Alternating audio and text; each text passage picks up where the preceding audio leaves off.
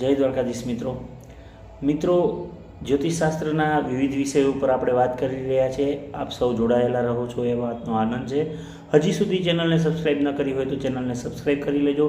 તમારા મિત્રો સુધી આ વિડીયોઝને શેર કરજો। વિડીયોઝ ગમતા હોય તો જરૂરથી લાઈક દબાવો અને નોટિફિકેશન બેલ ઓન કરો જેથી આપને સમયસર બધા જ વિડીયોઝ મળતા રહે। મિત્રો, હાલ જ 3 ઓક્ટોબરથી શનિદેવ સદભિષા અથવા સત્તારક અથવા સત્તારકા નામથી જેને આપણે ઓળખીએ છીએ એવા નક્ષત્રની અંદર અત્યારે ગોચરમાં વક્રી થઈને રહેલ છે। તો મિત્રો, આનું શું ફળ છે અને 27 ડિસેમ્બર 2024 સુધી આ રીતનું ગોચર જોવા મળશે તો આપણે કઈ કઈ બાબતોનું ધ્યાન રાખીશું એના ઉપર આજે વાત કરવા જઈ રહ્યા છીએ।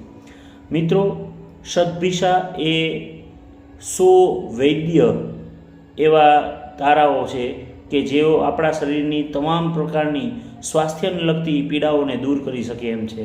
તો શનિના આ ગોચરનો ખૂબ સારો એવો ફાયદો મેળવી અને આપણે હિલિંગ પ્રોસેસ એટલે કે આપણા શરીરને સ્વાસ્થ્યને ખૂબ જ સારું રાખવા માટેના જે કંઈ પણ પ્રયત્ન કરવા હોય એ આ સમયગાળા દરમિયાન કરવા જોઈએ। બીજું મિત્રો, ખાસ ધ્યાન રાખવું, સદભિષા નક્ષત્ર એ રાહુનું નક્ષત્ર છે અને કુંભ રાશિમાં સ્થિત છે। કુંભ રાશિના સ્વામિત્વ તરીકે શનિની સાથે રાહુનું પણ નામ છે। તો મિત્રો, આપણે આ સમયે કોઈ પણ પ્રકારના વ્યસનમાં કે પછી કોઈ પણ પ્રકારના એવા ચારિત્ર્યમાં ના આવી જઈએ કે જેના કારણે ભવિષ્યમાં આપણને ખૂબ નુકસાન થાય। આપની કુંડળીમાં જ્યાં પણ મકર અને કુંભ રાશિ હશે ત્યાંનું ફળ સૌથી વધારે જોવા મળશે।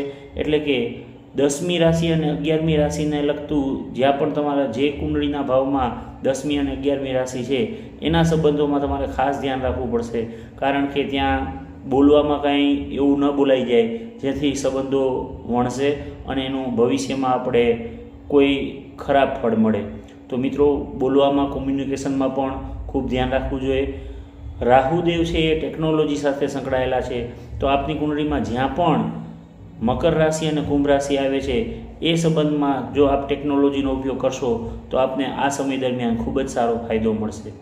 બીજું મિત્રો, બચવાથી હંમેશા બચવું જોઈએ। એટલે કે જ્યારે આપણે એક્સેપ્શન એટલે કે ક્યાંકથી ભાગી જવાની વૃત્તિ, પલાયન વૃત્તિ રાખતા હોય તો આ સમયગાળા દરમિયાન એ પલાયન વૃત્તિથી બચવું જોઈએ। જે પણ સત્ય આવે છે તમારી સામે એ સત્યનો સ્વીકાર કરવો। જેમ કે તમે હેલ્થ ચેકઅપ કરાવવા જાઓ છો અને ક્યાંક તમને ડૉક્ટર દ્વારા કોઈ એવા સમાચાર મળે છે કે આ ભયંકર રોગ તમને છે, તો એ સત્યનો સ્વીકાર કરવો। પછી એનું હિલિંગ અત્યારે થશે જ, ચોક્કસથી તમને શું સારામાં સારું ફળ મળશે, પરંતુ એ સત્યને સ્વીકારશો તો, અને સત્ય હંમેશા કડવું હોય છે। તો મિત્રો, આ સમયગાળા દરમિયાન જે કંઈ પણ જગ્યાએ તમારી 10મી રાશિ હશે, 11મી રાશિ હશે, કુંડળીના જે પણ ભાવમાં હશે એને લગતું સત્ય, તમારે દાખલા તરીકે 10મા ભાવમાં મકર રાશિ કે કુંભ રાશિ આવતી હશે તો તમને તમારું જે કાર્યક્ષેત્ર છે ત્યાંથી કંઈક એવા કડવા સત્ય મળશે જેનો તમારે સ્વીકાર કરવો જ રહ્યો। બીજું મિત્રો, જો તમારી કુંડળીમાં બીજો ભાવ, ચોથો ભાવ, 5મો ભાવ અને 7મા ભાવ સાથે આ મકર રાશિ કે કુંભ રાશિ સંકળાયેલી હશે તો મિત્રો, તમને એ જગ્યાએ તમારે ડિટેચમેન્ટ કરવું પડશે। ડિટેચમેન્ટ એટલે શું?